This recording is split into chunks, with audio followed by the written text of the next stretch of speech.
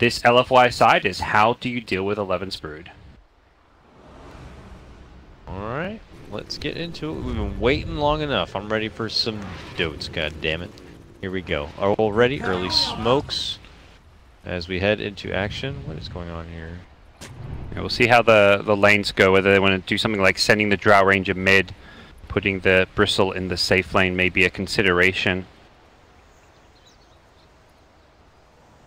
Even the Puck, Null Talisman, Triple Branches, this can be an in-flame mid-Puck with Drow off-lane. We don't quite know what the lanes for LFY are going to be just yet. I will need to actually quickly change over my hotkeys here. I'm going to either do it faster.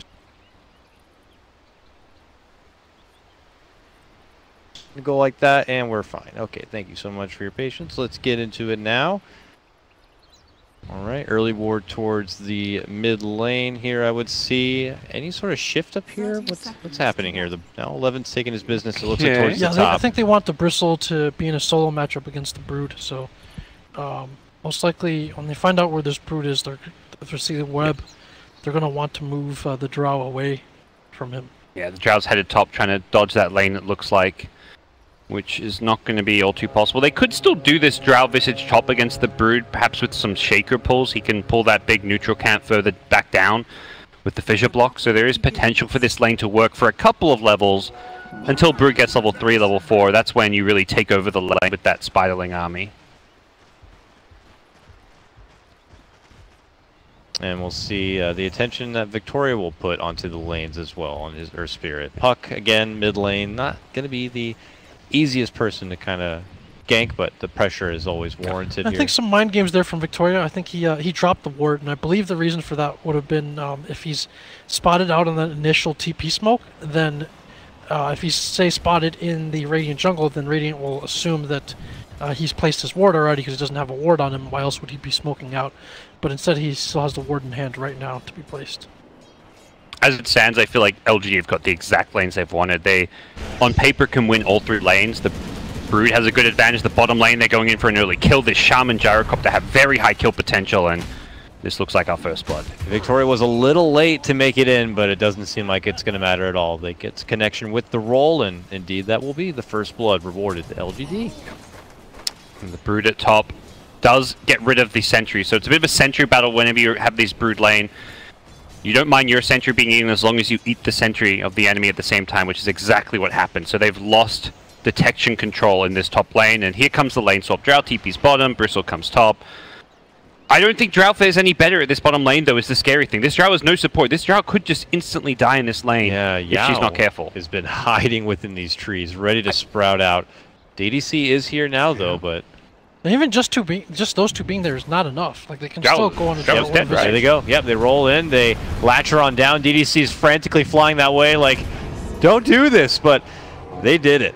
Monet goes down. Welcome to the bottom lane. Yep. And he just TP'd bottom as well, so he's not going to have TP to get back to the lane afterwards. That's the walk of shame, Jack. Yeah, and though the Bristleback shouldn't worry too much about being killed by the Brood, at least early on, he's certainly not going to be able to stop the Brood from farming and getting some levels up, and they're just going to swap it right over again. Ame goes back top. I feel like they didn't have to. I think the thing is with LGD, I think they win the lanes regardless. Brood actually can 1v1 in Bristle. It's definitely preferred to be against that Drow Ranger, but it is a manageable lane. But Brood knows, hey, this distraction will walk bottom. I may as well head back down there. I want to be in this Drow Visage lane wherever they go, and 11 is already level 3, 2 points in webs. Doesn't go for that extra spawn spiraling point just yet, but level 4 Brood is where the menace will begin. So check out this mid lane just briefly here. 12 and 5 for Inflame against maybe who's 6. He's kind of doing in some work right now. He is. Yeah. Drought Aura, I'm sure, helps a lot, but... Oh, here we go. Top lane. Shackles down. Rocket Barrage is out. They need a bit more, and they're going to get it. 3-0 start for LGD. Just taking it to LFY, punishing them in the lane setup.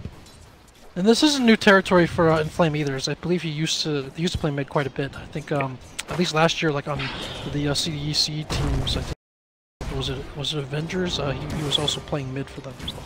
Move in for 11 bottom lane. They block him off with a fissure. They have the dust. They pop it, but can they even just They've got chase no damage? Yeah, that's it. See you later, Spider. It was nice seeing you.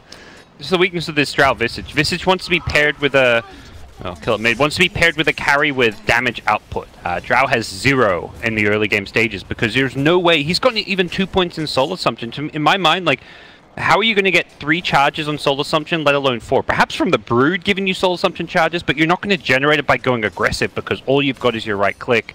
And this is really the weakness of this Drow Visage being exploited by LGD, and LFY have some serious questions to answer with their laning stage. The Puck was the one hero who was doing well in lane, and now that he's died, things are looking rough even in the mid lane. Yeah, good roll in from Victoria, and is now rewarded with some boots to play with too. And they're pinging up this top lane, thinking about making it go on the Bristol back. They shackle him down, and rinse and repeat action here. It's Ame moving into the front, pedaling him with that rocket barrage, and Bristle Bog is gone. Well, it really feels like, to go back to the draft, that they wanted this Drow strat to come out. They did not hesitate to bust out a Brood once it happened, and LFY has to be seriously concerned at this point.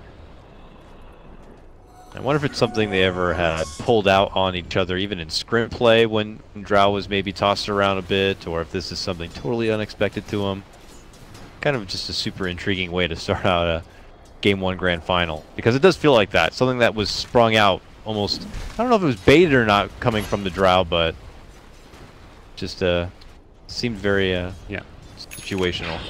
You'll see this a lot in Chinese Dota. Like, the teams are so familiar and play each other so frequently. Like, you could play the same team like in multiple matches for different tournaments in one day, and then scrim against them. For these two teams from the same organization as well, when it comes to like scrim information and things like that, it's going to be a lot of like kind of cross-pollination there. So definitely have these wrinkles, and then the meta just kind of develops based on that. Like, they come up with different wrinkles to beat this or that. They know each other very well, and then that can sometimes be an issue because then they go to say international LAN, and like maybe their meta is actually, the Chinese meta is way behind, but they don't know it because they've been focused on countering each other's. Whoa, Inflame had committed the orb onto Maybe, and that's when Victoria jumps up from the back. But look at this, DDC rolls into action, helps him out, and is able to help him secure not one but both of the kills in the mid lane. Okay, not too shabby as far as LFY is concerned. Those are the kind of kills they really need. DDC showing up, finding a place where he can actually get some Soul Assumption charges, get some kills for his team. Now they'll go for the shrine up so they don't even spend that much time out of the lane, as Inflame even finds a regen rune for himself. This mid lane has been turned back in the favor of this LFY side. It's a nice reversal, and it's kind of one of those things where if your lane is unlaneable, then you're either going somewhere else or you find a way to make a play somewhere and then win someone else's lane, or balance that out somehow. Because if he stands down there, really, it's not contributing anything and taking experience. So you might as well go and rotate or try to get a kill. So that's a pretty nice turnaround there. It's good for DDC. Problem is, Drow does not have a lane she can go gank, or DDC is going to get caught at the top lane. But for Drow, it's like, you have an unlaneable lane, you have to go jungle. And the problem is you're not really getting that much out of the jungle. Monet's picked up an Iron Talon. This Drow is well and truly out of the game for at least the next 5-10 minutes, it feels like. That feels bad, man, when you have to be Iron Talon. Oh, they might just kill DDC a second time, but he does manage to dodge the roll-in. Now it's going to be Inflame going into action, is able to drop down the coil. They get the kill onto the Shaman here. Victoria could also drop, and it looks like he will. Double kill belonging to Inflame and company. Inflame doing his best to salvage this game. All 4 kills have had his name on it in some fashion, and he's level 8 already, having a fantastic showing on the Puck. This is going to be a lot to deal with here. 11 is getting closer to level 7. Super, is now able to get the more preferred laning matchup being back here at bottom, but he's still trying to even get to level 5. So him and Drow being out of the game for a while here. You already talked about Inflame, like putting in the legwork at the moment, but there's still just so much brewing on the side of LGD. The nice thing is this Visage being involved in kills means very early level 6, so DEC can actually pose a very big threat early on. Often you don't get that level 6 until you get the tomb at level 10 minutes in, or even sometimes later on if your 4th position wants it, so early remnants can be very impactful. Move for Super on the bottom lane, and he's gone. Didn't even look like the Sonic Wave was necessary. He is just dismantled, and this tower will also be taken apart on the back end of this cliff. Time to get proactive and move forward. If they can begin to restrict the map earlier in this game, that means there's just less farming options out there for this Drow and Bristleback to catch up. Yeah. All three cores of LGD kind of in a good place where they want to be. It's the Drow and Bristle, two heroes that are both farm dependent, being shut down. You don't pick this Bristle to be like an underfarmed offlaner who can still offer something just for his utility, his spells. You need farm on Bristle. You don't get in the lane, you often see the stacks, but stacks are not there. Jungle isn't there. The Drow's trying to just go jungle. And the end result is very tough for LFY to do anything other than just play a defensive farming game.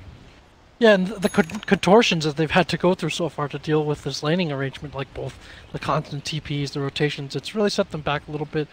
At the same time, though, when you look at the cores of LGD, like if you go back to maybe the big picture, the entire lineup is still relatively vulnerable, relatively squishy, and so they kind of have to play this game of almost keep away. Like they have to take these good lane matchups, turn it into towers, turn it into strategic pickoffs, but maybe end up avoiding the big 5-on-5 fights unless they have an overwhelming advantage, and so that could be something to look forward to for LFY, like a potential chance to turn this game around down the road if they can kind of hold the gates right now. Ooh, we may see a clash here. They were attempting to move on to Super in the bottom lane, but they run into company nearby, and they're going to get hit with the coil. A call down is also traded.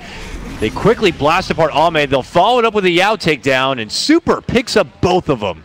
The initial gank target is able to sweep in and clean up, and now he's at closer to level 7 and feeling a bit more fresh. LFY are just making better moves, better decisions right now, and I think they're at a huge drafting deficit. They had a huge laning deficit as well because of the draft, but they're remaining close and competitive just because they're making better smokes, better moves with the puck, they're reacting better, and LGD are just not really connecting with some of their ganks and rotations. They're perhaps playing too much around the Brood. A hero that often should just be left alone kind of to her own devices. You don't need to send these ganks her way. Go and try and focus, find the Drow in the jungle. Go and try and kill that Visage in that who went to the offlane. Like they don't need to be heading and helping Brood. Brood is meant to be a self-sufficient hero. Looks like our Brood is going Midas as well. I don't know if that was acknowledged yet. So playing it greedier, prepping for a longer game. How do you think that? I haven't seen a Brood in so long, so it's hard for me to gauge whether or not you think this is the appropriate choice or not, given the game. Yeah, I've seen maybe a couple Broods here and there throughout like the TI qualifiers. Wow, catch the back end of that. It's Victoria getting rolled over from Inflame. Yeah. He is just cutting loose on this one. Yep. Evens it back up 7-7. The Brood builds I've seen have been more the Orchid without the Midas. It seems less greedy. There's a lot more fighting, early game focus, and that's where rushing an Orchid seems to be, from what I've seen, the preferred way of playing the hero. But even just from seeing 11's skill build, he actually prioritized leveling that web over spawn spiderlings. He's playing a little bit less aggressively than what the other Broods I've seen, so I do feel like LGD don't have the same idea of how to play this Brood as some of the other teams. Whether that's for better or worse, we'll have to wait and see. He'll plague his way through the jungle, though, as he farms through the bottom lane. Here. Yeah, they have a sentry right on top of his head, so okay, they got him.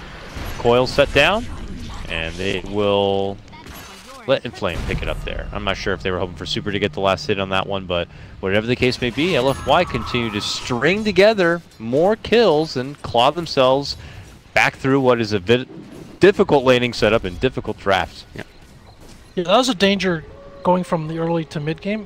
The more you constrict the space of LFY, the harder it is for LGD to kind of take these fights. They have to be very careful. Silence is devastating to the Queen of Pain, and the Puck has a very good toolkit for dealing with the Queen of Pain and the Broodmother, especially like if he is going, say, for that, let's say after the Midas, most likely Echo Saber. I'm not sure if he'll end up going Orchid this game, or the Crest rather, that we see quite often on the Broodmother. Has spotted Super farming nearby, has a Sonic Wave and everything. Can he just effectively blast this pig down? There, yep, okay, yes he can. And he'll take the creep. Nicely done. TP's to the high ground. TP, Blaze to the high ground, can TP or not if he wants to. May actually just stay up here and wait for a backup. Actually being, he's getting a lot of good info and intel. He's perhaps calling his Brood in like, hey, we got some kills up here. Yeah, the rest of LFY have migrated their way up and through that mid lane period. But back and below, we see the Shaker getting taken down. They will grab that tower. Here comes Ame, though, rolling into action. Drops the call down here. They look to go for the deny, but can't quite get it. Won't get any familiars either as DVC. Oh, being charged by the Brood. Oh, but they just turn around and dust them and finish them off. A Sonic Wave rolling from Victoria, and they just strike right back. And look at this. They drop the wards, and they'll turn into an objective +1. Yeah, Super's here, but with the wards down, he doesn't really have much chance to defend this one. Can't go in and right-click them with 4 heroes there. Easy work of that tower. Again, this is the big kind of result of the Drow being laneless and having no impact on the early game, is that she's been unable to have any presence on this game. Just jungling or providing utility hero almost. We'll start to come online with a few items and a bit of farm, but for now it really is all on the Puck Visage to keep LFY in this game and to find those kills, which they've done a great job of. If not for this Puck and Visage, this game would be looking a lot more one-sided. So if we saw the Brood already commit for the Midas, do you anticipate that the rest of LGD are going to take things at a bit of a slower tempo, feeling comfortable and confident with their draft and, you know, playing the economy game, pushing it into the later portions of the match?